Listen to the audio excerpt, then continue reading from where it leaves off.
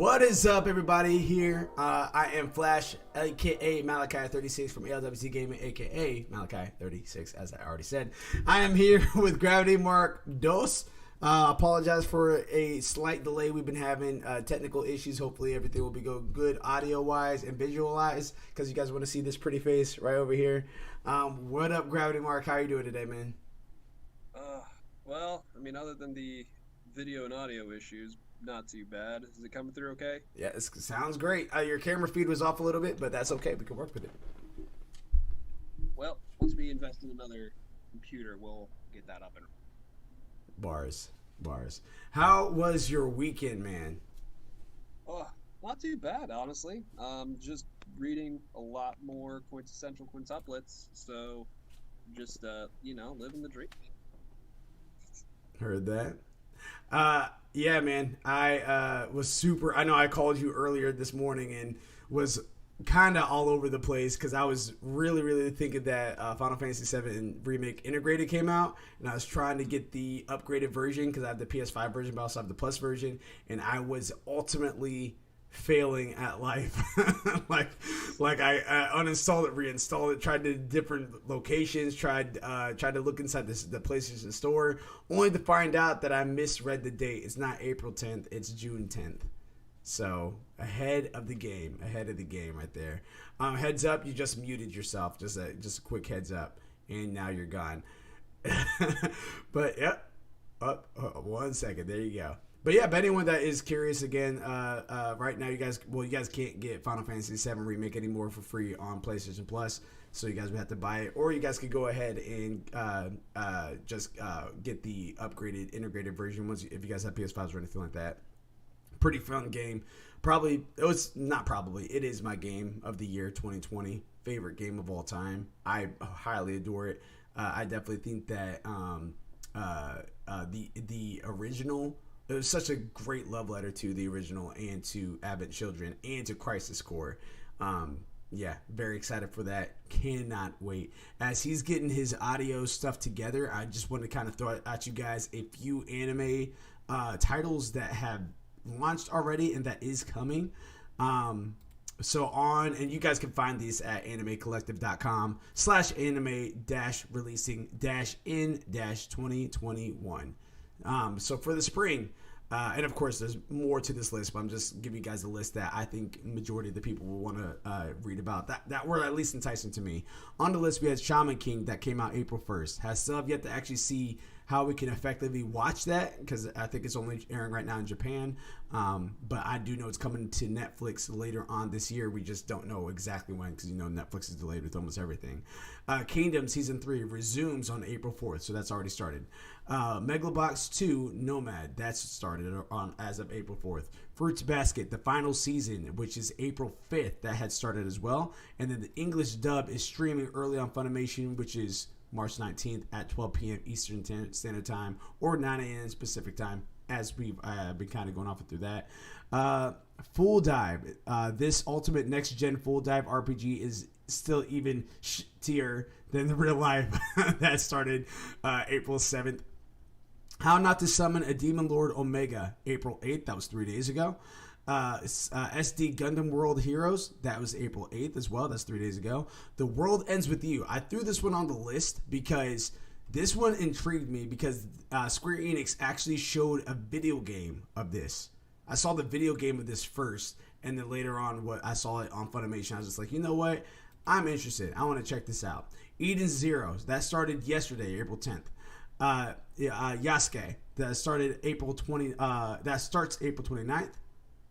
Welcome to Demon School Iruma-kun Season 2. That starts April 17th, so in 6 days.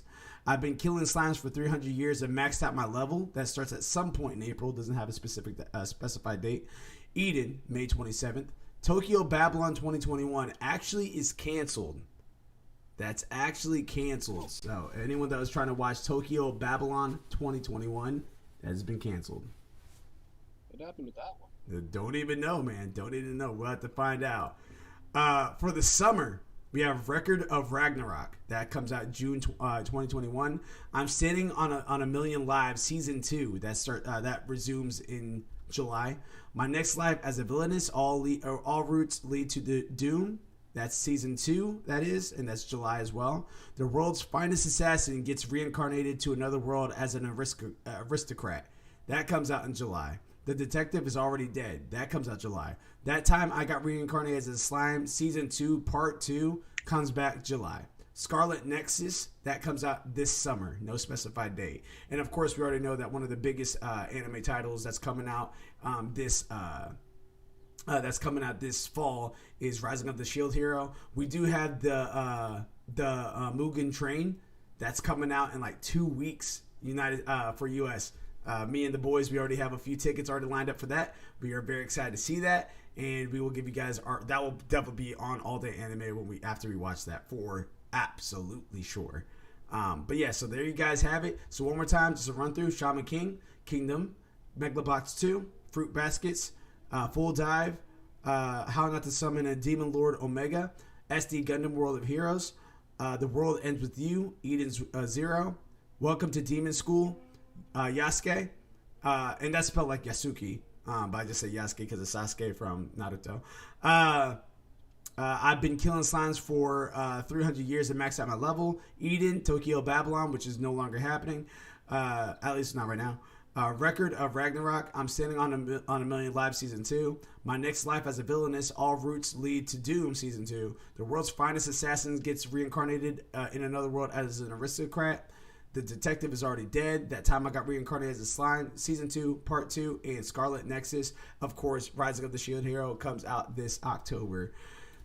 There you guys have it. Those are the anime lineups that's happening this year, and that's just from one site. There's probably others because, of course, we still have if you guys are following our YouTube page, you guys can actually get those content from the anime guy, seeing Seven Deadly Sins drop every Thursday night, and it's a hoot, man. It is fantastic. I've been conversing with my boy David about it.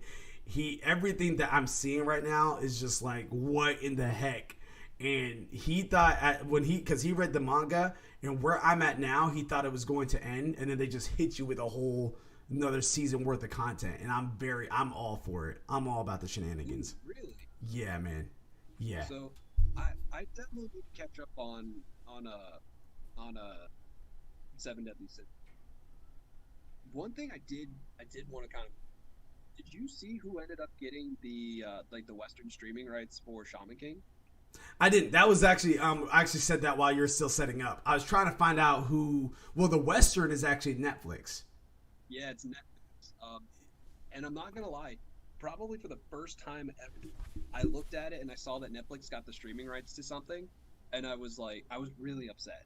I was actually really kind of upset that Netflix got the streaming rights, and mainly just for the sole reason, honestly, my only reason for it is because of what they're doing with Seven Deadly Sins. Because Seven Deadly Sins, how many episodes are they into this new season? Well, they're actually all the way caught up. They're all the way caught up, and it's an English dub up until what's out right now. That's coming out on our page. Okay, but Netflix doesn't have any of those newer episodes up. Not though, right? Well, nobody does. They yeah, and I guess that's my. Is that Seven Deadly Sins, this most recent season, it's progressed pretty far, and Netflix is at this point is kind of holding the ball, and they're kind of hey, we have the streaming rights, the exclusive streaming rights. Need I remind anybody? And it's just kind of there's so much content that they have out there, and they're not releasing any. And so and if it's in the sub, maybe if they only have the rights to the dub, then maybe I would understand. But at that point, it's just kind of well, where can I watch the sub? Because if that's the case, if I were to watch the sub of Shaman King, where am I going to watch the sub of Shaman King? Because if Crunchyroll doesn't have the rights to it, if Funimation doesn't have to do it, I don't know if High Dive's going to do it. If it's going to end up with Netflix, my concern is that Netflix is going to put their own original content out first. They're going to kind of focus on their own stuff, and then they're going to be oh yeah, and then we have Shaman King too. Whereas for someone like me, I'm super hyped for Shaman King. I want to see Shaman King last week. Yeah. And the fact that like Shaman King at this point I think is like already airing, Yeah. it's just yeah, it's just kind of like, well, hey, like come on, like I want to watch this and I want to watch it legitimately. I don't want to have like I don't want to go to any shady sites, and I'm not going to.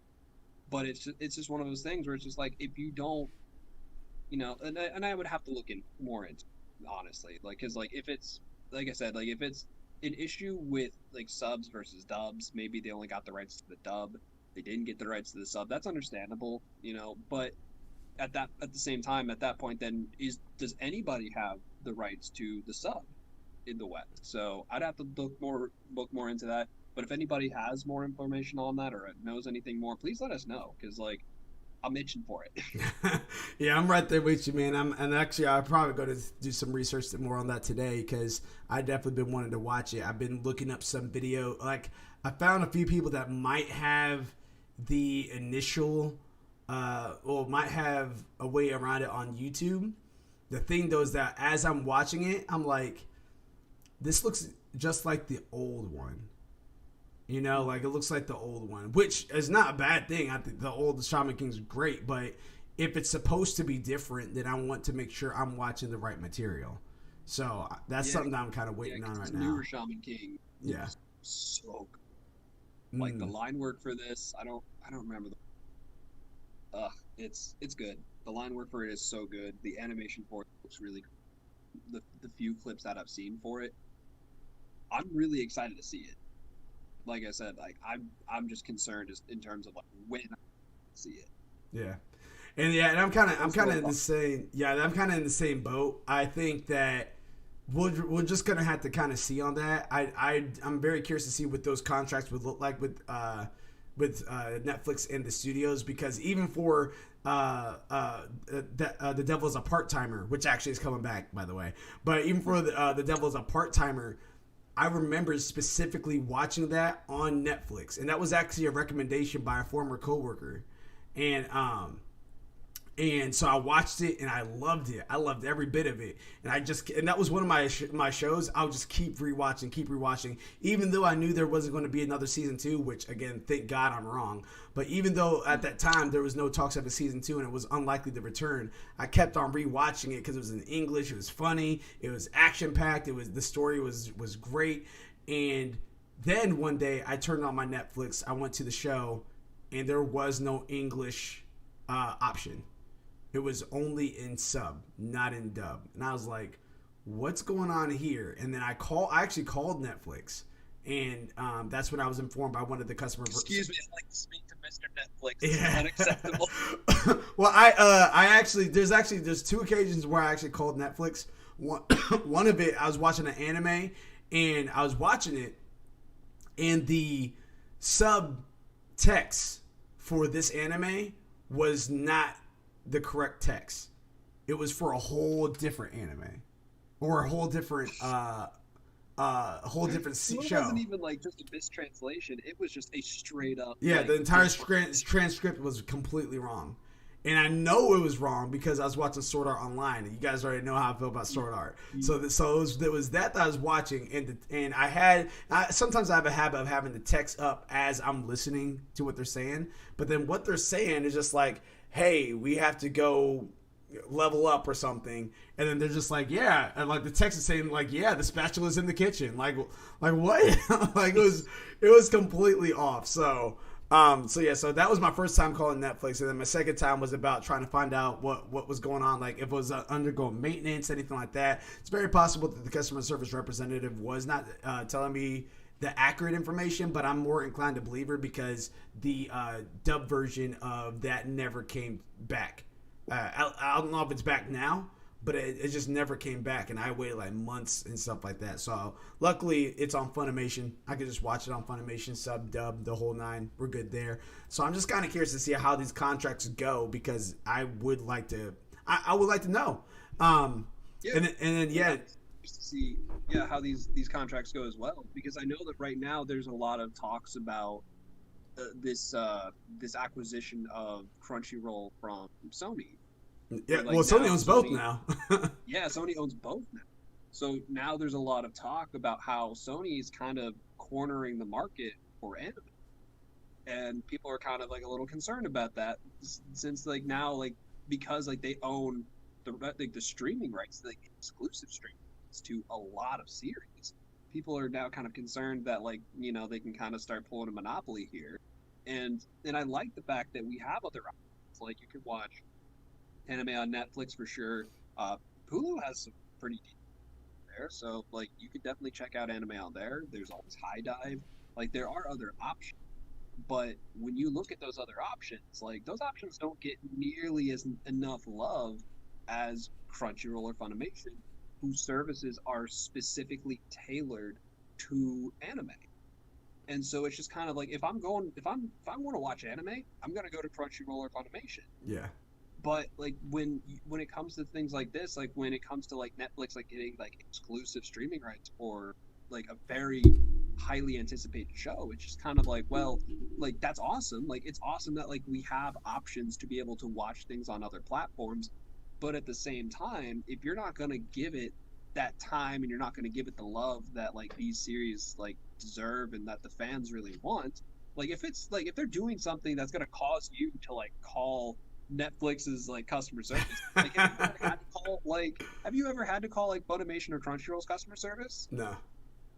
Yeah, exactly. Yeah, so like, it's just like, so I guess that's my point. Is like, there is like, I guess like talks about how people are kind of concerned that Sony is kind of like now cornering the market, but at the same time, like, they're kind of like doing a decent job. Like Funimation's app needs to put up, in my opinion. I've had issues with it from here, like on different devices, but it's something to think. It's just it's a little nugget to chew on. Yeah, yeah. I think, and it's going back, not trying to throw a wrench in the scenario that you painted, but let's be honest. How popular is Shaman King really? And I say that because it's popular to me. It's popular to you. I'll give it to you. It's not a hugely popular series. It was something that like I remember a really really close friend of mine growing up. He had some of the old school like original Shaman King volumes on his bookshelf, and I was always like, man, that's really cool. And it was always like a thing in the back of my mind where I'm like, man, like I'd love to actually get that one day. And like eventually, like I found it online thing, and I found it at a time where the author had already like come back from his hiatus, and he had gone back and he had finished the series because he took like a long time. He took years off of the series because he was doing it weekly. The manga ended prematurely because he like his health deteriorated so bad that he was just like, I can't do this. Like, I'm hurting all over. I'm sick all the time. Like I just can't keep doing this. And it was a real shame that he had to end it so abruptly. Like, but like I didn't catch it until like I really didn't kind of like get into it until after he came back and he finished the series. And so once I kind of had that, I was like, oh, like I have this great appreciation for this person who, had enough like liked the series enough and had enough fans like support from the fans to get back to it and finish the series. That it was just something that like I was like, you know what, I love this. I love the story that they told. I love the artwork for it is amazing. Like if you ever get the chance to like actually look at some of the panels for Shaman King, they're really gorgeous panels. They're super deep, and it was just something that I love the manga so much, and I really wanted to see a really great anime adaptation for it. And now that we have it, I really want it. But that it's kind of something that it's kind of a niche thing, like not everyone's as hyped for Shaman King, but it is something that I guess like it is a little bite that I'll pick, but I will give it to you. Yeah, it's not a whole lot of people are, especially like now, like with this current generation, like not a whole lot of people are familiar with Shaman King, or they might have heard of it in the past. But maybe like they just don't really know what it's about, because like that was on, what was that? It was on the Kids WB in the States. It was on Fox. It was on Fox. Yeah, so like it was old. It was like what, like late 90s, early 2000s. Yeah. So it's been like around 20 years. Yeah. Yeah, definitely. And I far definitely, flung us definitely over. early. Yeah, definitely early 2000s for sure. I I definitely did appreciate the anime for sure, and I just want to know fully of where I can just watch this stuff. I very much would like to do that. If High Dive has it, by all means, I'm jumping onto that. Um, Yeah. but speaking of Netflix, though, Netflix Yasuke anime from Jujutsu Kaisen gets a studio first trailer. So we were just talking about that. Yasuke was one of the anime that was on the list that's coming for the spring slash summer of this year, and this is what the news article reads. So Jeremy Winslow from GameSpot. Netflix has unveiled the first trailer of a samurai anime Yasuke, which is produced in-house by MAPPA and lands on the streaming services on April 29th. It arrives alongside hosts of other films and shows this month, including Concrete Cowboy with Idris Elba and the doc series Warren stories about why people hold on to stuff. The series tells the story of the first black samurai who served under Oda Nobunaga. Yeah. Yeah. While its historical retelling of the real Ronin, Yasuke leans into the fantastical by combining various elements like magic and mechs. A 6-episode series, Yasuke is produced by Jujutsu Kaisen animator MAPPA. It is directed by Cannon Busters originator LaShawn Thomas, with the titular character voiced by Judas and the Black Messiah actor Lakeith Stanfield. Other talents involved with Yasuke includes electronic DJ Flying Lotus producing the music and Redline directors Takashi Koke providing character designs. What does this news do for you there, Carrot? Gravity. Um, first and foremost, that's a lot of names that they're throwing out. Mm. That is a lot of really big names just for voice acting, the studio, MAPPA, Flying Lotus. Like they're getting a lot of really big names in this project, and I'm super hyped for it. And especially like Yatsuke, like the first Black Samurai, that was actually something that like I had read about that like a long time ago, and it just recently like popped up in my YouTube recommended feed, where there was like a whole like kind of like video talking about it, and it's really interesting. Like the story of this actual real life person is really fascinating. Just knowing that they're actually having like an anime coming out about it, I'm like, dude, that's really sweet. Like I want to get my hands on this like as soon as it comes out. Mm. Yeah, yeah. I'm very curious to see what that's going to be like. It looks like we don't have to wait long either because it's going to be done by Netflix later on. And from what it looked like it was a live action series. I I'm don't. fine. Yeah, I was about to say I'm fine. I'm usually when it's anime that it has to go to live action that is samurai based, it's okay usually. Um, I'll just have to kind of see what this is going to be like. That's ultimately the steps there. Hold on one second. Like I've been very impressed with what Studio Mappa has been coming. I mean, they've had their hands on a lot of very big titles, Mm, especially like these past several years. I personally have been very impressed with the work that they've been putting. Like I know that like a lot of people haven't been liking their CG, but like their CG doesn't really bother me. It's actually like pretty good CG, like all things considered, mm, because it's not like that. It's not like it's not like that old school CG where like it was just like god awful, atrocious. Like please like blindfold me now. I don't want to keep watching this. Like it actually looks good. It fits in with the background. They do a really good job paying attention to it.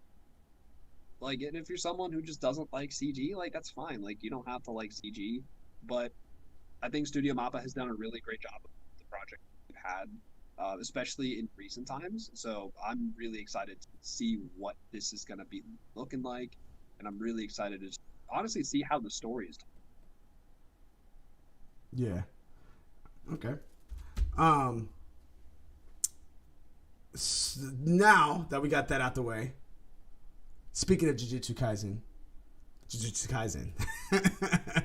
So, and sorry, I might be a little distracted because I'm kind of multitasking here, doing this, and the studio owner is actually messaging me about the kids, so I'm like kind of split focus here. But I do want to ask you. We're at the point where I'm at the point. You're further ahead than I am. I'm at the part where Toto and Itadori are now best friends. They're fighting each other. They're training, all that good stuff. But in the midst of their fighting, they became best friends. And now the demons are attacking the school in the middle of their in the middle of their training and their exercise and all that good stuff. They attack the school. The one demon, I can't remember her name, and I didn't even realize it was a girl this whole time. At least that's what it sounds like. It sounds like it's a girl. But that demon, like, she has like no eyes. She has like horns coming out of her eyes. She has her arm like kind of wrapped up in like a sling type scenario. She's definitely a special grade demon, as Gojo had mentioned and stuff. And by the way, I mean, I know I said this, we say this every episode. Spoilers are going to be happening right now. So if you guys are not wanting to be any more spoiled than you already have been, you guys might want to come back to this episode of All Day Anime later. But yeah. So that has happened. She tried to go the one Jujutsu sorcerer that has the voice command. He tried to take her on, didn't work out. The one that seems to be blind but uses blood type arts tried to take her on, didn't work out. And then now you have Maki come through with crap, what's his name? The black haired guy. You know what I mean? With the Hellhounds.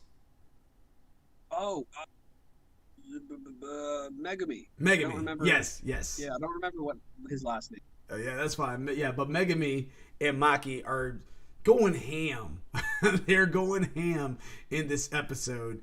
Looks like Maki's about to get ready to like she's in serious trouble.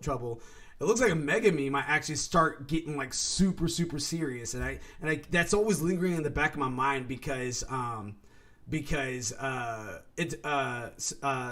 Sakuna had mentioned, he's like, hey, you could have taken that special grade out with ease. How come you didn't? I had a feeling that we were about to see it. I was about to say I had a feeling that we were about to go ahead and see it, but then right when he's about to go ahead and do whatever he's about to do, Maki's just like, it's okay, our job here is finished. And then Toto and Itadori just comes in and interrupts the whole thing. I was like, all right, that was cold. That was dope. The anime itself, the anime episode that I saw, ends with Toto about to get ready to get serious because he's about to go ahead and do his domain.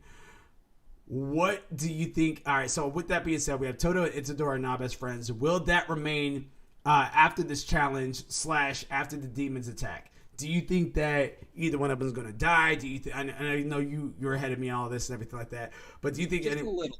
My head just a little. So, do you think that anyone's going to die? Do you think that this is going to be something where they beat the common adversaries that they currently have, and then they go their own separate ways? Like what do you think is going to happen here? So, again, I do know like what happens with this fight, and I will say this fight that's coming up, and I apologize for the shaky cam right now. Try to get that fixed at some point in the near future, but this fight is actually really fun. Like, it is a really great fight.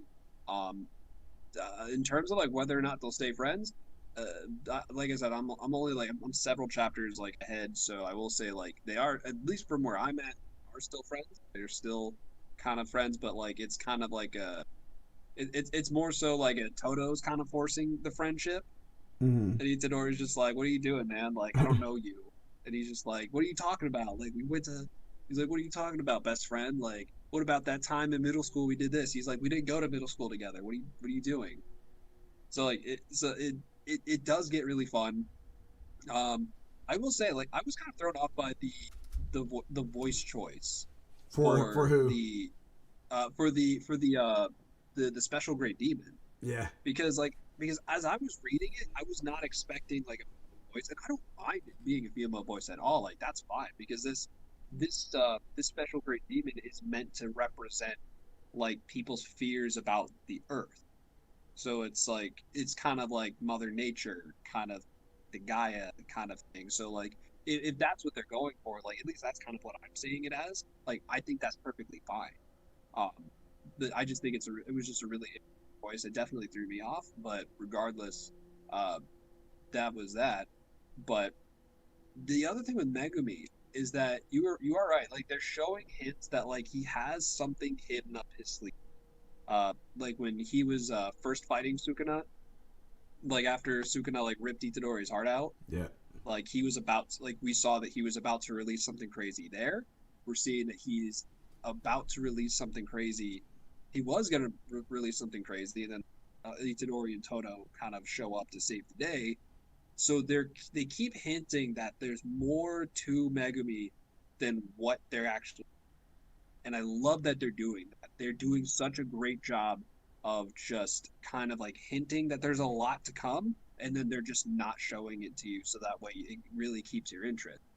Because it's just like Panda. Because like with Panda, they're like, oh, he's like, I have 3 hearts, and they only really show the first 2, and they don't say anything about the third, so they're kind of keeping that as secret for later. I don't even know what Panda's third heart, Mm. but We know it's his sister, but that's pretty much it. yeah, it's his sister. And so at that point, I'm curious to see like, it maybe is his voice going to change? Is his personality going to change when he does that? But this fight with this special grade demon is going to be really good. Uh, like if you already thought that the fight with Megumi and Maki was good, like first of all, Maki's amazing. Yes, she is. Yes, she is. I freaking love Maki. Like reading the manga, I was like, oh, like she's pretty cool. Watching the anime, like, oh yeah, yes, yes, this. I want more of this. This is awesome. Like she kicks so much ass.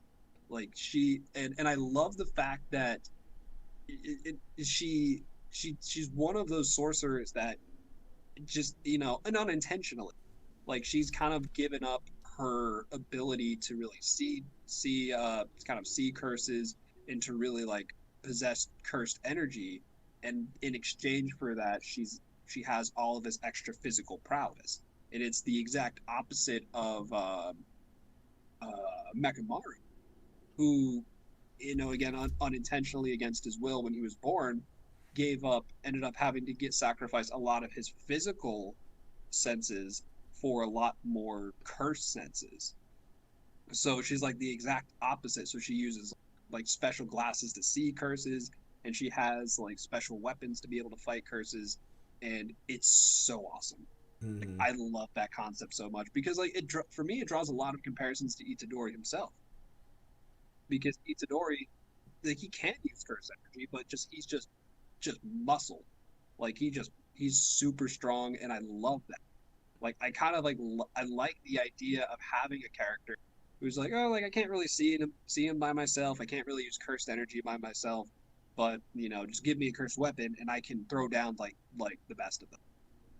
And that to me, like it adds so much more to it, because like what if her glasses, can she still see? Can she still fight? Like at that point, like how would that fight end up working? So I love the concept of her character, and I love a lot of potential that her character has down the line, and I can't wait to see what's going to come out. But more importantly, this fight is going to be really fun with Toto and Itadori, because we're going to be seeing some new moves. Yeah, and I was about to say I'm very excited about that too as well, because the way the last episode ended literally was Toto about to show his domain, and I was like, okay, I'm ready for this, and then credits roll. I was like, crap, but it's okay because it left you at the edge, like wanting more, and like now I just can't wait for Friday to come out so I can just see what Toto decides to go ahead and do. I also thought it was kind of comical and kind of bold, because it kind of shows you how confident Toto was when he tried to have Itadori take on the special grade by himself. Then he went at it with rage, and then he came over, slapped Itadori, slapped him twice. He's just like, you see, this is that, and everything like that. He's just like, now you have your head on straight, and Itadori is just like, yes. He's just like, remember, I'm not helping you, so if you die, you die. Like, he's like really bold about it, and even the special grade is just like, there's a presence about this one. I don't know exactly I don't know exactly what it is, but something tells me I have to go out for these guys. That's when you see her pull out her other arm. That's when you see them like kind of like literally doing their co-op moves. They're like best friend and kicking shoes off each other. Dude, it was so awesome. It was so awesome. And I can't wait to watch that next episode. So we'll just kind of have to see. Yeah, Toto is such a goofy character. Like, he's such a goofy character. He's so, and like, and aside of he's very honest. He's very clear about what kind of women he likes, and he doesn't care. Mm. And I like how, I just kind of like, I honestly just like how eccentric he is, and I like how just goofy he is, and how he doesn't really take things seriously. He's just like, I like what I like. Mm-hmm. He just kind of shrugs his shoulders. He's like, what are you gonna do? And I like that he, I mean, first of all, his special ability is amazing. Like, his curse technique is really interesting to watch. But yeah, it's just, he's just a really goofy character. And if you recall, I think it was, I don't know if it was like the previous year that this happened, or if it was like a different time. But Toto's already taken out a special grade curse by himself. Mm-hmm. Like, there was already like a mountain of curses that he took out without using any cursed energy. Like, I think he took out a grade 1 without cursed energy. And I think it took a special grade curse for him to be like, all right, cool, like, I'll use my curse technique now. And then he was able to take it out. So there's a lot more to his character than what they're showing so far. And even with what I've seen in the manga so far, there's already way more potential to tap into. So I'm really excited to see what's going to come. Yeah, one of the things I did like too as well, pretty heavily, was that for Toto, he kind of had a prediction. He kind of had a prediction that that him and Itadori were going to be best friends, and what he's kind of predicting is actually like kind of what's happening. Like, it wasn't just this illusion in his head. It started off that way, but it really wasn't just this illusion that was in his head. It was almost like he was able to see the future, even though he doesn't have that ability, because I was expecting it to be like, oh, he's in his mind they're best friends. But in reality, Itadori's just like, okay, weirdo, and like he's just kind of being his normal life. But I'm thinking Toto's gonna hold him on this friendship pedestal and everything like that, chase him. That's not what's happening. Like, Itadori is literally being like, okay, you're my best friend now. Like they're literally going at it. His vision is coming to fruition. I think that relationship in general is really cool to me. Both meatheads. It's almost like you guys. It's almost like you just made the high school football team as a freshman, and you have this senior that just takes you under his wing and just showing you the ropes, and then bam, like he calls you best friend from the get-go, and now you guys are really best friends like a week later. Like it's like kind of that type of relationship. I'm like, all right, that's really cool to me. And if you want to take it even one step farther, just being on the football team, and now picture that best friend relationship on the field. Mm-hmm. Think of all of the crazy plays that they can make on the field with with the type of relationship that they have. Think about what this fight scene is going to end up start looking like when they start using some of their new move. Yeah, I wholeheartedly agree. I cannot wait. But still inside the realm of Jujutsu Kaisen, you already know that Gojo is outside of the anti-Gojo barrier. What have you seen that well, let me ask you, have you seen any addition? I know you read a little bit further. Have you seen any addition to what what is happening to Gojo outside of the barrier? So they don't necessarily show it. They do show like a little bit. There is first of all, is my audio coming through okay? Yes, it is. Okay, cool. Cool, awesome. My phone was acting up on me for a second. I just wanted to make sure it was going through okay. Yeah.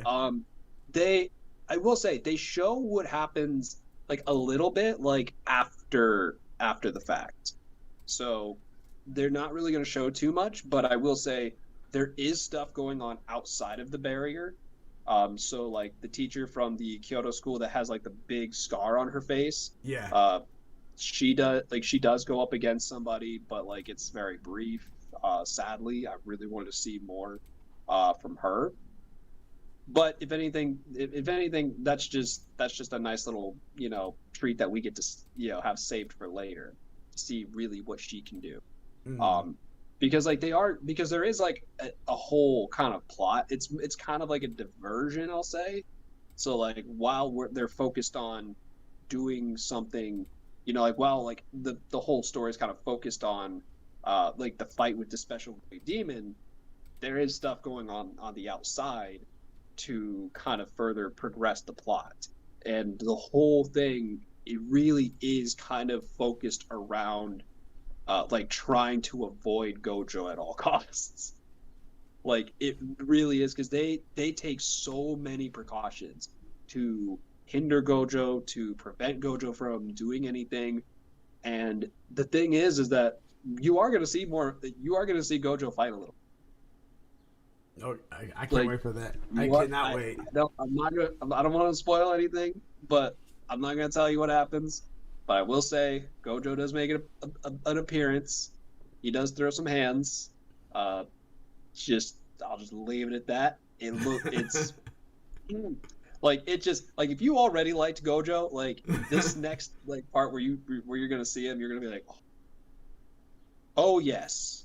Like, and that's another thing too that I've noticed with the characters in the show is that a lot of them are very powerful. Like they're very strong for who they are. Mm-hmm. Where like a lot of like supposed like top sorcerers are supposed to be like the ones from like these these three or so like bloodlines, and we're seeing a lot of a lot more sorcerers that are born like outside of those bloodlines who are becoming very powerful. And it's those ones that are becoming very powerful are kind of like cocky in like kind of like a humorous way, where Gojo's very full of himself and he's very confident in himself, but he's like that because of how strong he is. Where he's just like, yeah, like I can throw hands. Like he's like he'll make a joke and he's like, I don't care what you think because like I can throw hands with you. And like I can put you down like with like just an eye. Like I can just go boop and like you're done. I can just glance at you with one eye and you're done. Same with Toto. Like Toto's barely taking this seriously right now. Like he's going up against a special great demon and he's not taking it very seriously. Like he's just like, oh, Itadori, don't die. And even Itadori, like he's very kind of like he's there but he's not there, where he's just like very kind of like absent-minded sometimes, and it's just because of how powerful he is. Okay, I just gotta punch it. Cool. Yep. Let me just punch it. Black Flash. Dude, the Black Flash technique, man, that was so sick. Like, and the fact that he did it several times too, like, was just like, I was just like, ooh, ooh, ooh, ooh, ooh, ooh. But it's making me question something because like I'm hoping that we're gonna be seeing some original techniques from Itadori, because so far, because like I don't know if Divergent Fist is like his original move, but like they kind of like hinted that like other people can kind of use a technique like that, but it's incredibly hard to do. Same with Black Flash, so it's kind of like leading me to believe that like Itadori might go down a Goku route, where he just kind of is like an amalgamation of all of these techniques from other characters. Mm-hmm. But when you look at all of the other characters, they have their own like specific, unique cursed abilities. So it's making me question: is Itadori gonna have his own unique cursed techniques? And if so, what is that gonna look like? Is he gonna have like a whole like, and especially like when he gets domain expansion, is he gonna have two different domains? Like, is he gonna be able to utilize Sukuna's? Yeah, dude, that'd be crazy. That'd be crazy if he was able to get one with Sukuna and his own. That'd be insane. Like that'd be like the Yin Yang domain or something. Yeah, like there's so much that this series has, And this is one that, like, again, I'm reading the manga, but like I'm pacing myself with it. Because like with this one, I don't want to get too far ahead. I want to stay like maybe like just a little ahead of the anime, Mm-hmm. just so that way I can kind of like easily pick out like I like because I like you know me, I like to make myself comparisons. I like to be like, oh cool, like they did this in the manga, but they didn't do that in the anime. Or I like the way that they said this in the anime that they just kind of glossed over in the manga. So Yeah. I love making those comparisons, and this is one of those series that I want to keep it very close together. Yeah, yeah, I hear you, man. I'm very excited about that. I'm very curious to see what's going to be happening with Gojo outside the barrier, and I hope that is shown. I have a feeling that's probably not going to be shown in the next couple episodes. It probably will be like in like 3 weeks from now because it comes out every Friday. So it'll probably come out for 3 weeks Yeah, from now. I would say.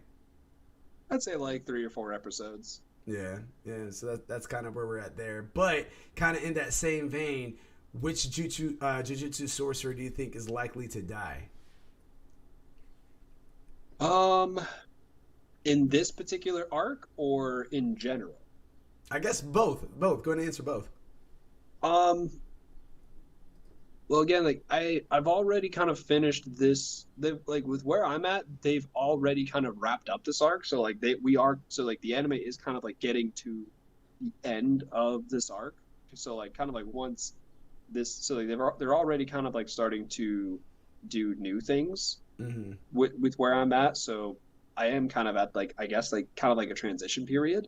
So in terms of anybody dying, again, I don't want to spoil anything, but I would say if I had to say like if anybody were to die in general, something something tells me it's definitely going to be one of the side characters. Something's telling me it's either going to be Panda or it's going to be the guy who's able to use cursed speech.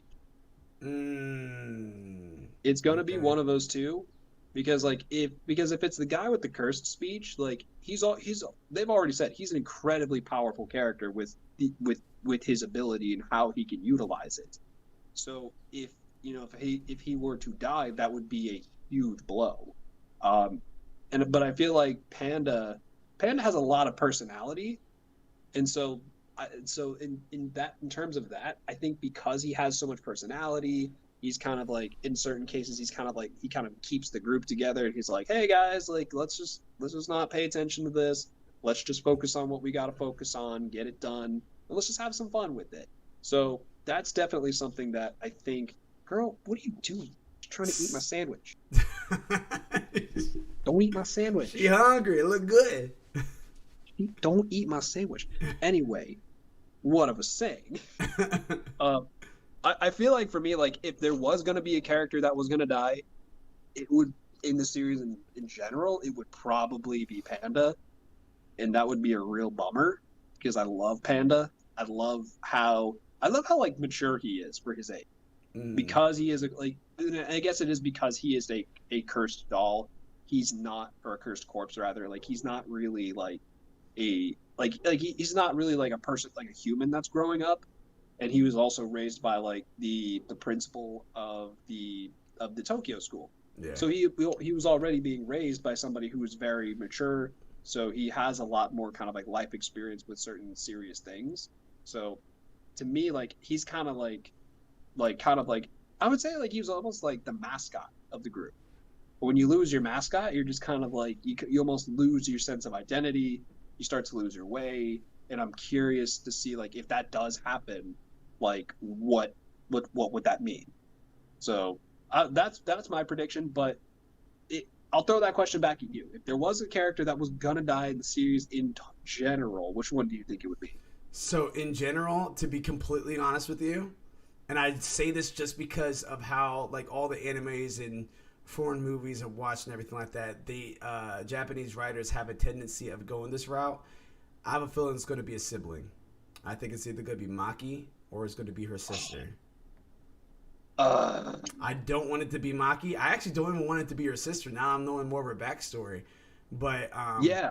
I have a feeling that it's going to be one of those two. Just because when it comes down to ripping family apart, that seems to be the more travesty of Mm, anything.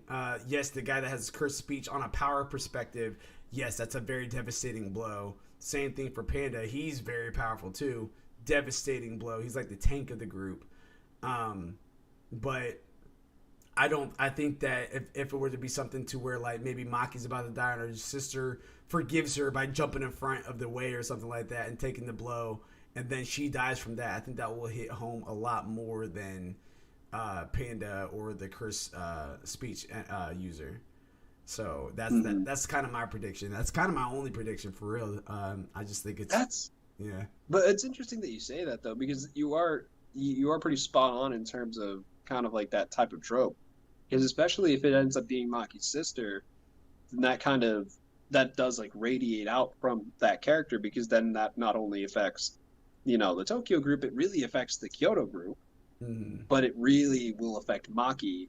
And Maki already like can't see curses, she can't use curse energy, so like what is that going to do for her character? Mm-hmm.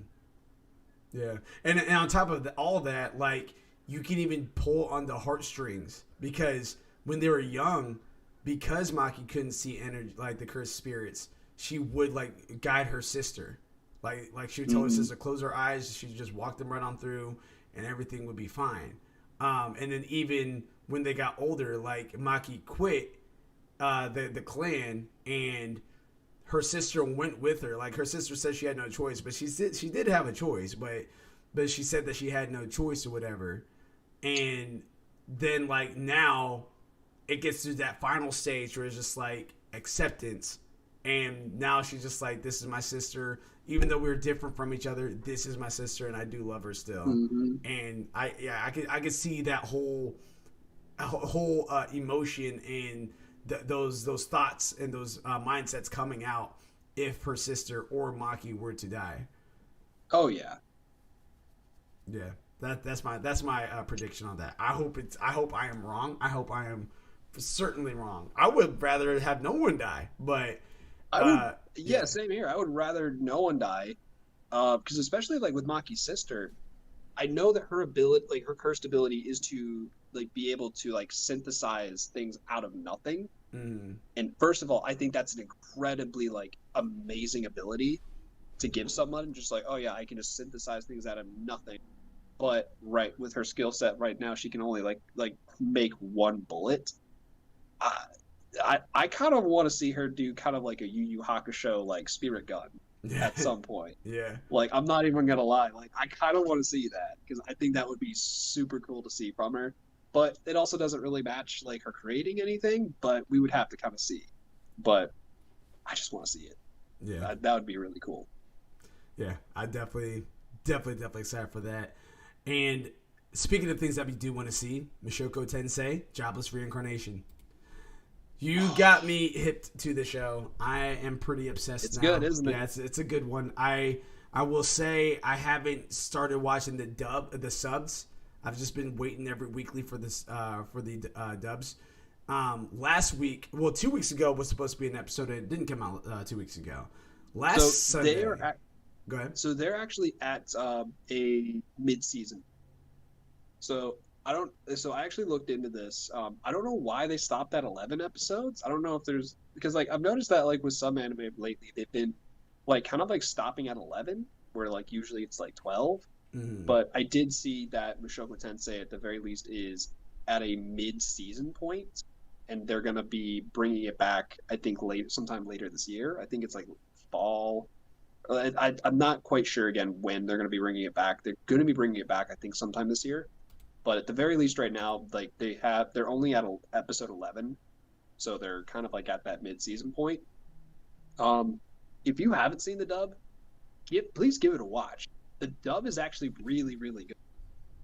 I was pleasantly surprised by the dub. I actually was watching the dub first, and I got to like I think episode 5 in the dub, Mm-hmm. and was really, really impressed with it. I started over on the sub, also blew me away, was really awesome. And I will say, for the first time, I actually did buy the first 4 volumes of Mushoku Tensei, the manga.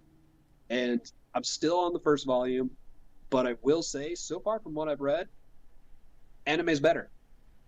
Yeah. Oh yeah. Anime's better. I've got to say it, the way that the anime tells the story with this whole reincarnation thing, so much better. The manga, it's not that the manga is bad. It's just kind of like the manga is a lot more rushed. Like they really rushed it to get to kind of to really get to the point, to really just kind of like emphasize, oh hey, like he's reincarnated in a world of magic, like it's just another isekai. But the anime did such a great job, like having this veil of wonder behind it, where like where like the manga like really like rushed it, where within like the first several pages he had already died, and he was already two, he was already he was already like learning, like teaching himself magic, and they skipped over the part where like he like accidentally used magic like without an incantation.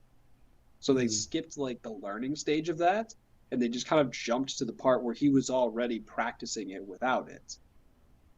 And so like, and to me, I was actually kind of disappointed in that, because I was like, man, like I loved like the way that they told the story as to how he was kind of like narrating things to himself. He was kind of thinking to himself, where he's like, huh, like let me just try this. And they kind of like they let the story breathe a lot more. And you know me, I say this every week. I love a good story that lets the characters and the plot breathe, and they just let it do its thing, and it feels a lot more organic and natural. I'm still going to keep reading it.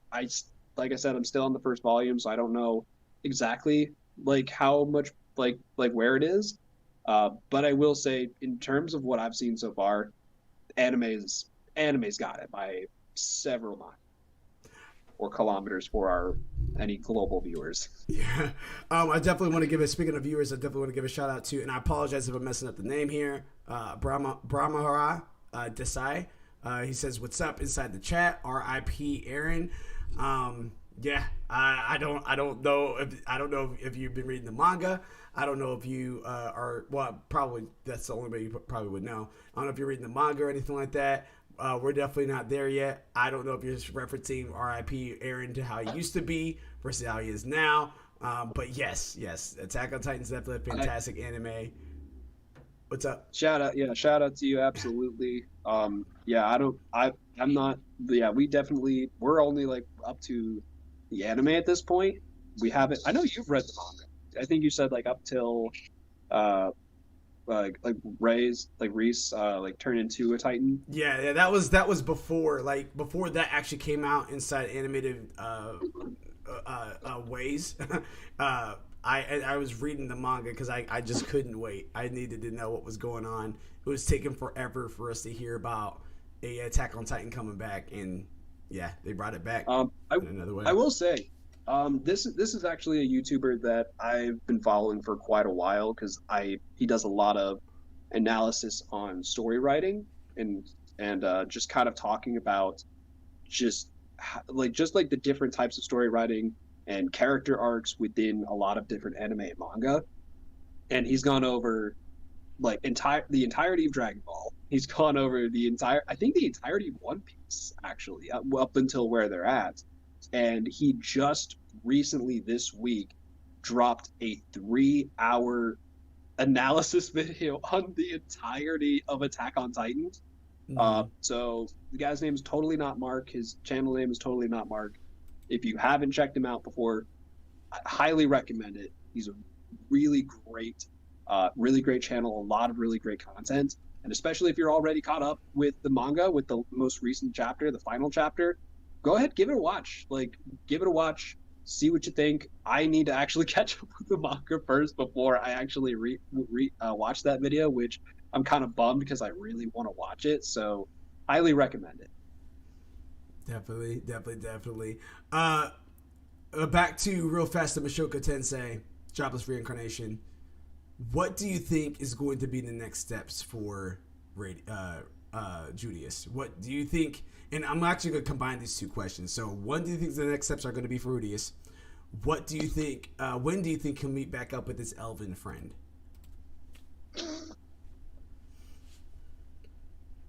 It's a good question. Um, because I will say because I've bought the first couple volumes of the manga, I've seen like a couple like pictures of what the story is going to look like down the line. So like I haven't spoiled really too much for myself or read really anything. I've just kind of seen pictures like here like glances of pictures. But Well, actually, so since you say that, can you answer the last question, which is are we going to see him get older in the series? yes, Okay, we are okay. going to see him get older.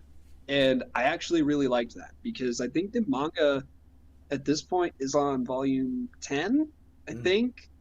So I'm not quite sure, like, even like with just the four volumes that I have, I don't know how far along the story goes with in terms of like the first season of the anime versus the manga. But I do know that we do see him get older, and I am really excited to see that because we do see at the very least like one picture that I did see that was like a really quick glance was a picture of a taller Rudius, and um it was a taller Sylphiette. Huh. So Okay. we do see them reunite at some point. I don't know when that's gonna happen, but at some point, I know it happened. I don't know if they're gonna reunite while they're still kids, or if it's gonna be one of those things where he kind of grows up, maybe he's in his mid-teens, and maybe then they reunite at some point. Um, I'm really, really curious though, because I'm I'm trying to think because right now they're still trying they're on their journey to try to get back home, and I'm wondering because I believe that when his magic teacher Roxy, she pointed towards those mountains. She was like, "Oh yeah, like it's either in the mountains or just beyond the mountains is where that magic school is." If I'm not mistaken, like the demon territory is like I think to the north as well. And so I'm wondering if while on their way back, he's going to run. He's at there. He's actually going to come across that school. So when you say that they're trying to get back home, what exactly are you're referring to? Because I do remember one time where him and the one girl got kidnapped, and they were trying to make their way back home at that time period. But at least That's right. That's right. yeah, I was about to say where I'm at, Rudius is teaching her and the guard that saved them like how to read, how to do math, how to do use magic. And then in retrospect, the guard that saved them is teaching Rudius and the other girl, I can't remember what her name is, how to fight like hand to hand combat. So Okay. that's where I'm at. So if there's another thing to where they're trying to get back home that I have yet to see. Gotcha. Gotcha. Cool. Yeah. So I won't speak on that too much then, but there is more to this story, and and especially like if you're with where you're at right now, just know it's about to get It's about to get like good. the whole let's just say this the whole world that they're in is about to be shaken up. Hmm. Like it's the whole world that they're in is about to be shaken up. um and it's something that I've mentioned before with Mushoku Tensei, which was that I liked the fact that with a lot of isekais, they kind of have it as in like, oh, like this person was reincarnated in this into this world, and the main focus is that now that they're in this world, there's this big overall like thing that they have to address. There's this big moment, there's this big like fight, there's this big battle, there's this big prophecy that they have to kind of fulfill. And what I liked about Mushoku Tensei, at the very least with the anime, was that at that point, like they really didn't show much of anything along those lines. It was really just kind of like a slice of life showing what he's going through in his daily life. And I kind of like that change of pace. I like that it wasn't just like, oh, like, well, he's, reincarnated in this world and, oh, now it's destiny, now it's a prophecy, now it's something that they have to go stop. So we're going to go skip all of this other stuff and we're just going to jump straight to the meat. It really let it breathe, but with what's going to come up, they're really hinting at something big coming. So I will say that even with where I'm at in the anime, it gets crazy, it gets nuts, it gets really interesting. It gets really, really fun to watch. And I will say that they hint at something bigger than what happens. So definitely, if you're not caught up to episode 11, please do yourself a favor. Block off some time, make some time for yourself. Just get comfy, just get comfy, chill out, max relax, Mhm. and just treat yourself. It's really good. I'm gonna have to check that out. And I think and when I was talking about that, they're coming out every week. I'm referring to the dub because the subs, as of right now, has yet to actually come out. Last week, the episode 6 of the dub came out. So Gotcha. today should be episode 7. Should be. So I'm very curious about that. Let me ask you this, and this is not on the doc at all.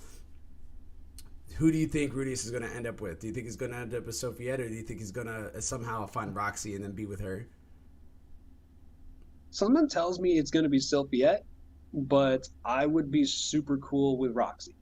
Like, like in terms of like what I think is more likely, it's probably more likely that it's going to be Sylphiette. What I would prefer Mm. is my boy ends up with Roxy.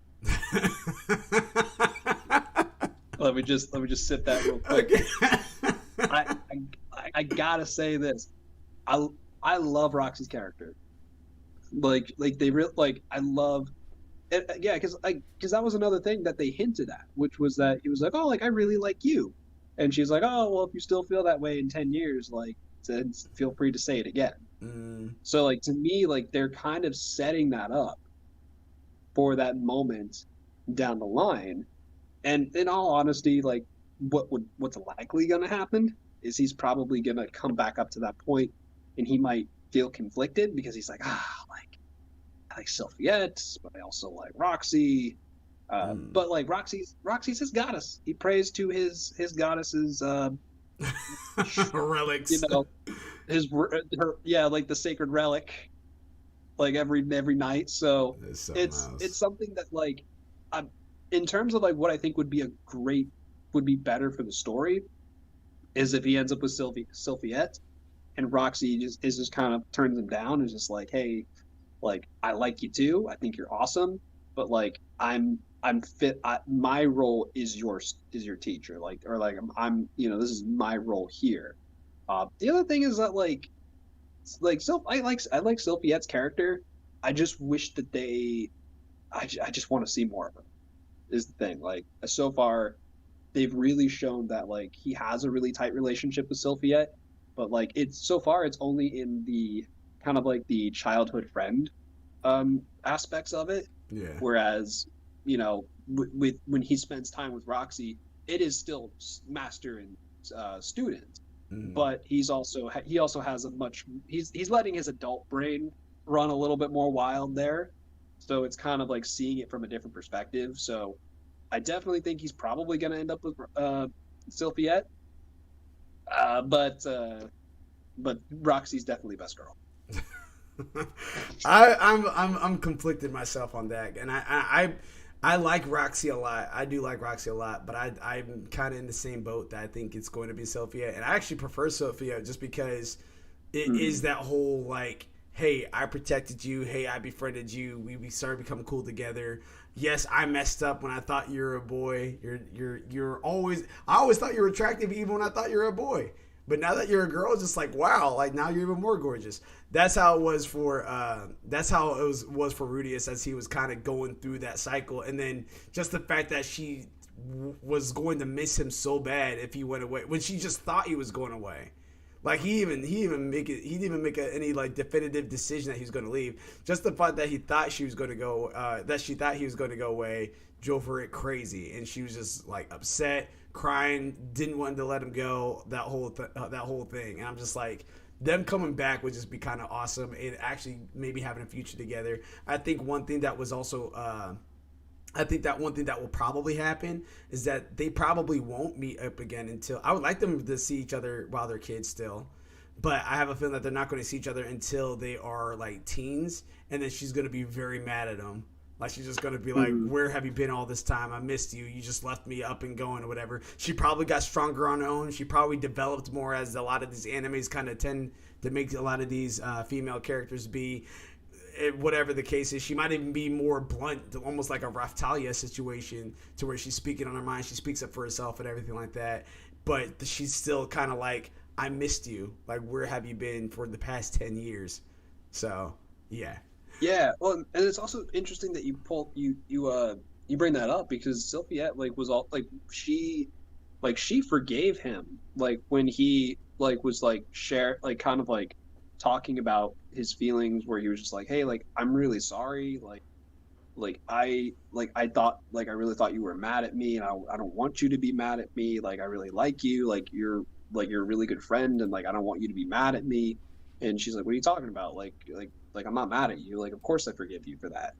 And so like it seems like that's probably going to be the case where they're not going to see each other until they're a little older, and then she's going to be mad at him, but she's going to be like, well, what the heck, like I'm not mad, but like I've missed you, like come here, like Yeah. stop it. Yeah. Yeah, and well, we just kind of have to see how that's going to pan out. I'm very excited to see that. I can't wait to see today's episode, hoping that it came out today. But today might be the day I actually might start the sub if it's not out. Um, Because the sub, like I said, the sub is on episode 11, mm, and they're right now they're on a mid season break. well, stay tuned for that. Hopefully, we'll get some more updates on Mashuko Tensei, Jobless Reincarnation.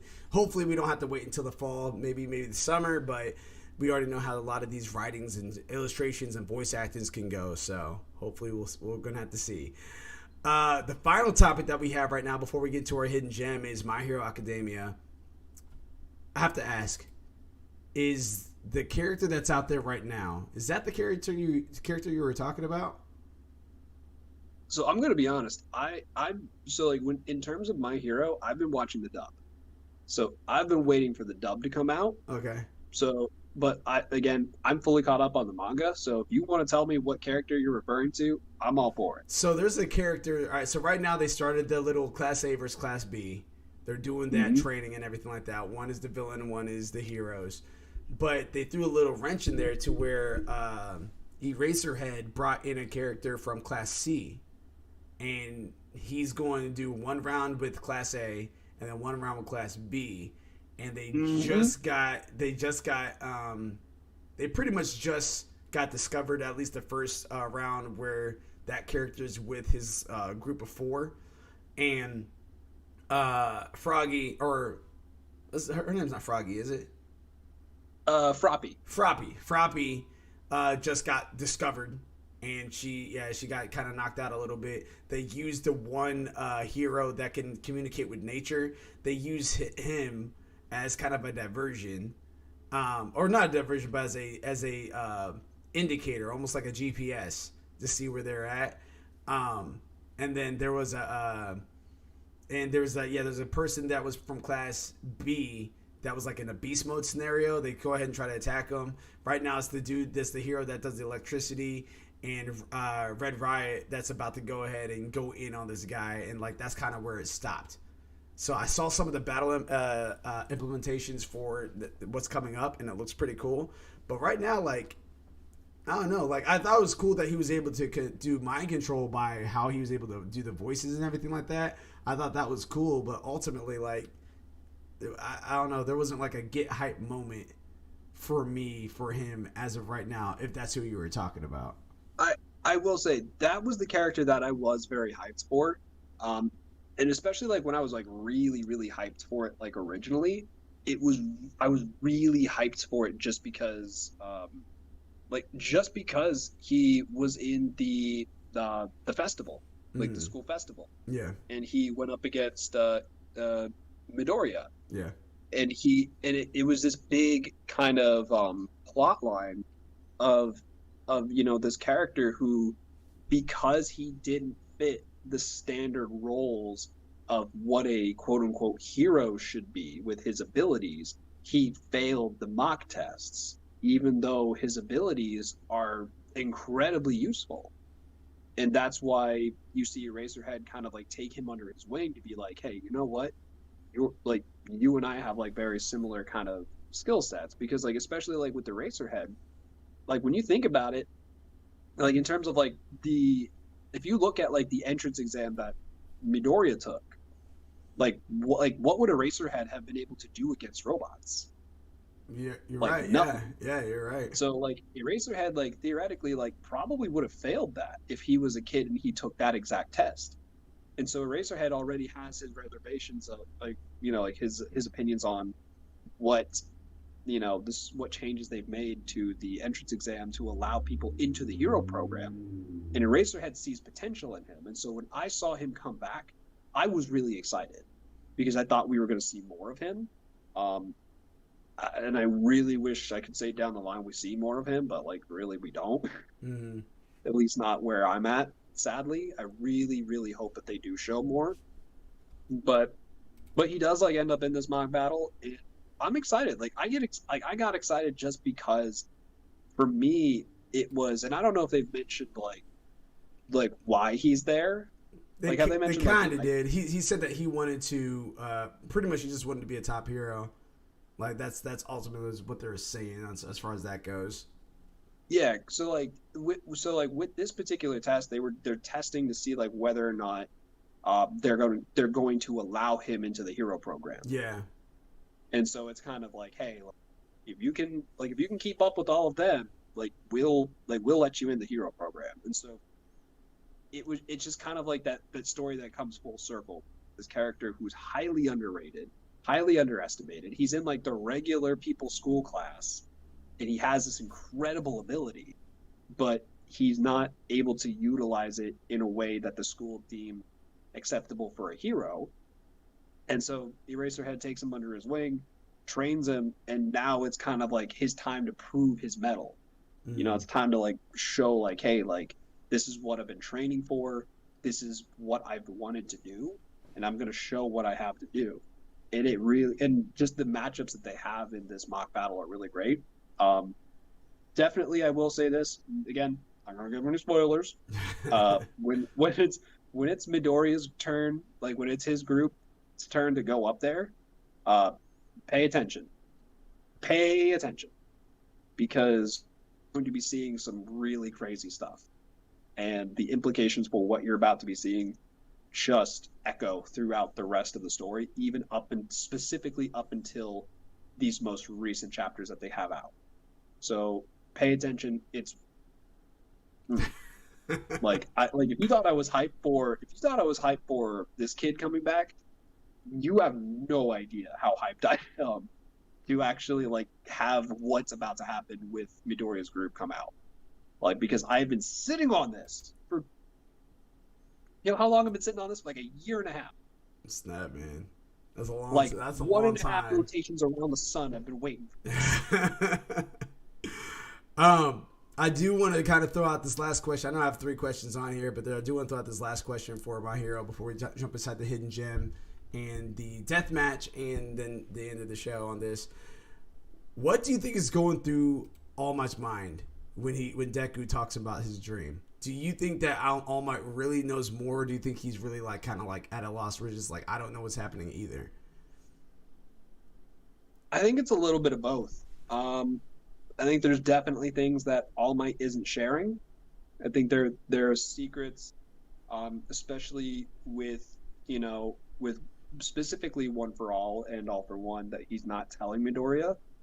And I think at the same time, he's also kind of at this crossroads where his time as a hero is now done, and so he's now to really kind of figure out what he's doing.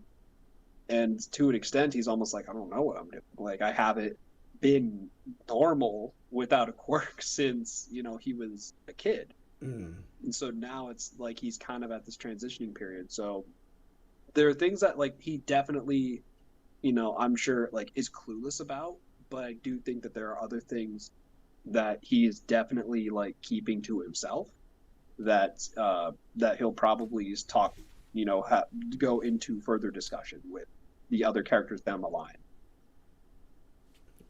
Heard that. Yeah, I'm kind of in the same boat too. I still kind of am curious to see who the other two at the end of the sea are. Because if I'm not mistaken, those are probably the first two that originally had All for One. So I'm really curious to see who they are, what they look like, how they're tied to All Might, like what All Might really does know. I'm curious about it all. I'm very curious. I will say the manga touches on a lot of that with these most recent chapters. So like within like the past month or so, we're getting a lot more answers from the manga's standpoint. So in terms of like so like we will start to see some answers with that. Like with this season, we're not going to get all of them because even with where the manga's at, they haven't even said everything.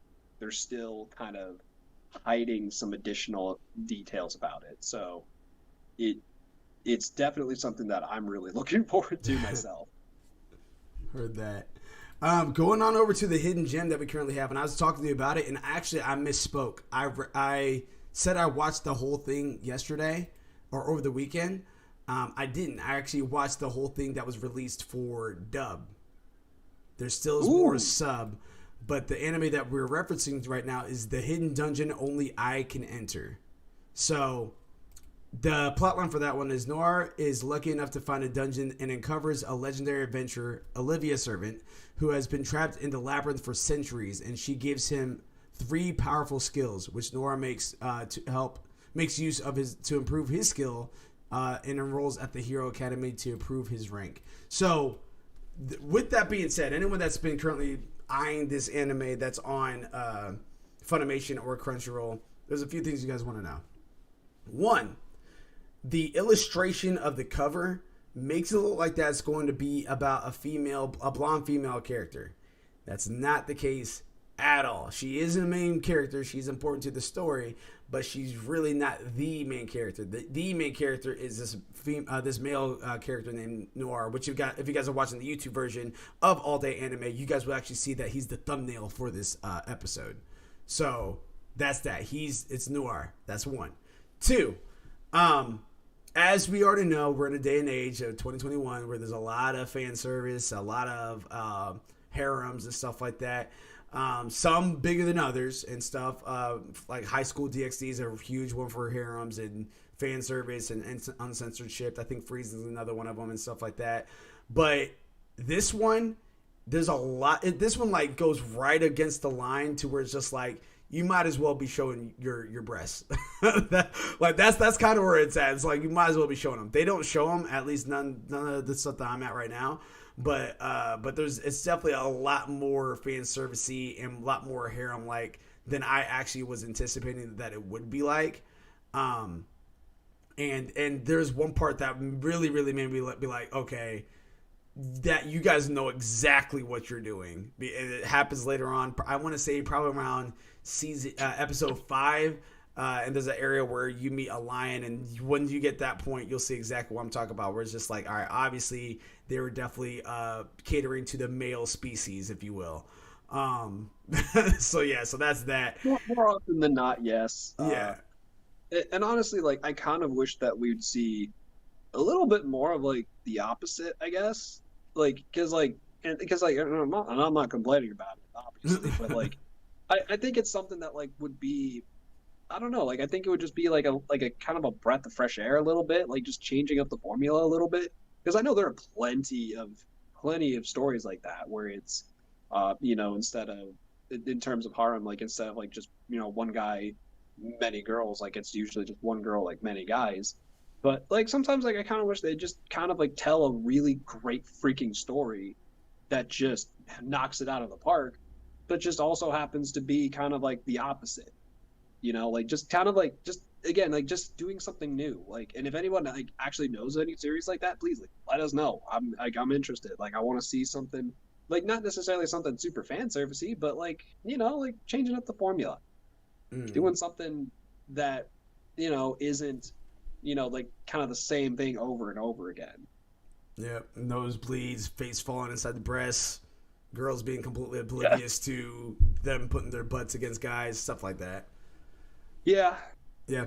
So, but yeah, but I mean, like, ultimately, though, it is a good show, and I do enjoy it, and that's why I have it inside the hidden gems section here. But there are some things that you might want to mentally prepare yourselves going into it. It's not what I thought it was going to be.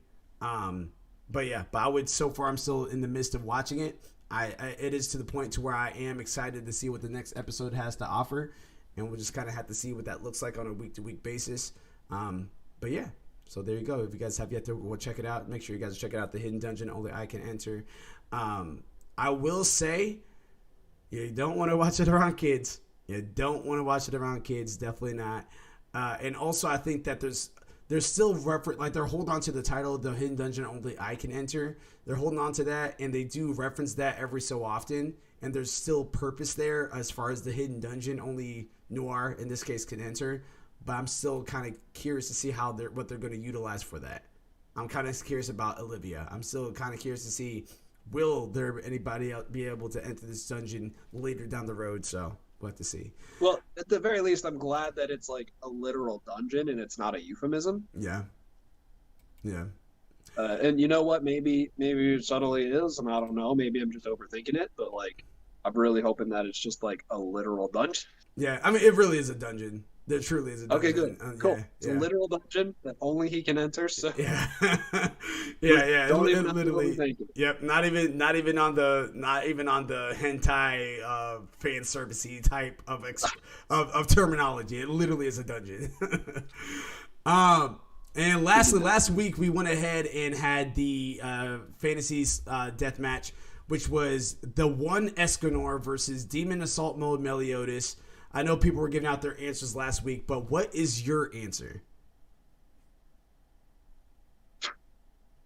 In a fight, who would win? The one, which is the sun is at high noon, and Escanor, so he's fully powered and everything, versus Demon Assault Mode Meliodas. I feel like if the fight was, and again, like if we're like taking all restrictions off, I'd probably want to say Escanor. Okay. Like if all restrictions were cut off, I would say Escanor. But if we're putting restrictions in there, like I'd probably say Meliodas would have it if the fight were to draw out a little bit more. But yeah, because he only has 60 seconds in that form technically. And then after that, like, he's still insanely strong, but he won't be the one, which is literally 1 minute that he's in that form. So, yeah, that's crazy to think. But yeah, I agree with you on that. I think Escanor would win too as well in the one form against Assault Mode. But if it was any longer, yeah, then Meliodas would take it. That's my honest opinions on that. Yep, and there's something else I want you to sit on. So this is for next week. We're going to talk about this next week. All right. Ainz Ulgon from Overlord versus Saitama from One Punch Man. Think about it. Marinate on it. Oh. Anyone that is watching this too as well. Anyone that's watching this live or listening to this on Anchor, Spotify, anything like that, be sure to, you guys are welcome to submit your comments, and you guys can send us the email at leastwetry.gaming@gmail.com, or you guys can actually send us an inbox on any of our social media platforms such as Twitch, Twitter, Instagram, Facebook, YouTube, anything like that. We're welcome. We are very interested to hear what you guys have to say. Make sure you guys also check out our website, www.alwtgaming.com. And this Monday, which is tomorrow, is going to be a Sin segment with the Strength in Numbers with its TBF Abyss and Mildewy Carrot as they go through the journey on Halo. This Tuesday is actually a special episode of us talking about Final Fantasy VII Remake. It is me. It is Gravity-Mark 2. It is LSB Live, and I saw last night it's the 9-ball trying to get through that story. So let's see if he's going to be joining with us too on BR4th as we are going through that. Oh, he better. Yeah, he better. It's a great time. 9-ball, if you're watching, do yourself a favor. Do yourself a favor. I've been itching to talk about this. Yes, and we're going to Itching to talk. definitely, yep, we're going to talk about it definitely this coming Tuesday, 6 p.m. Eastern Standard Time. I will be chiming in, but I will be actually taking a back seat to hear everybody else's things, because anyone that's been watching ALWT gaming content knows that I bring up Final Fantasy VII at least 20 times a day. So I'm very curious to see what everybody else has to say about it too as well, and dive inside that Final Fantasy universe. As a reminder, speaking of Final Fantasy, 2 months from yesterday is going to be integrated. So if you guys have the PS4 and want to upgrade to the PS5 version for free, you guys are able to do that. Of course, the Yuffie section is going to be a separate DLC that you can purchase separately. Probably going to be roughly about $25. I am Take all my money, stoked. Square. Yep. Take my money. Yep, just take it. Charge it. Charge me now. Can you just like tell me how like you know what, Square, just do me a favor, just like just give me a tab of like how much it's gonna cost like for all of the expansions, and I'll just give it all to you. That's what I'm saying. Like I'll just give you the money. Oh, also, if you guys have Game Pass, you can also play the old school Final Fantasies 7, 8, and 9. Yep. And I believe they also have Final Fantasy 12 on there as well. So I Zodiac, which I think is 12. Zodiac, yeah. Yeah. So like I actually have all 4 of those downloaded on my Xbox. So I'm gonna be getting to those at some point in the near future, because it has been well over a decade since I have tried to play Final Fantasy, the OG Final Fantasy VII, and the remake has definitely made me want to go back and play it again. So yeah, definitely check it out if you have it. Yes, sir. I hear you on that. Quick side note too as well. Speaking about that, Kingsglaive, Final Fantasy 15 Kingsglaive, the movie is on Netflix currently. As Barely Leave, who had actually informed us. So make sure you guys are checking that out. Add that to your queue. And maybe that'll get you inside the universe of Final Fantasy 15, which is actually a really good game. It's just really short. That was my caveat to that. And then Advent Children English is coming at some point. I can't remember when that's coming out. But be on the lookout for all that. And lastly, a video game update. Outriders is free on Game Pass, but only on the console version. It is not free on PC or mobile streaming services. Only on the console version. So if you guys have it, if you guys have an Xbox, Xbox Series XS, I don't know if it's going to be on one. I don't know, but if you do have any 3 of those platforms and you have Game Pass, might as well download it. Give yourself a favor. Go ahead and try it out. I think you guys are going to enjoy it. Any closing comments there, Gravity-Mark Dos? Like I always say, peace, love, and anime. Stay safe out there. Be kind to one another. Try something new. Do yourself a favor. And yeah, just be you. Go live your best life. Yes, sir. and lastly, the one last announcement I did not mention, this Thursday is going to be Smite Night, 8 p.m. Eastern Standard Time, all the way until 10 p.m. So if you guys want to check us out for some Smite Night, see us rage as we kind of rage quit this past Thursday just because Hi-Res was being poopy. But this Thursday, though, we're going to be doing some more Smite Night, having a good time, just goofing off and just bull crapping around. Yes. Thank you guys again very much for tuning in for this episode of All Day Anime, episode 14. We'll see you guys next week. If you don't see you guys throughout the week, peace, love, and hair grease. Control, Alt,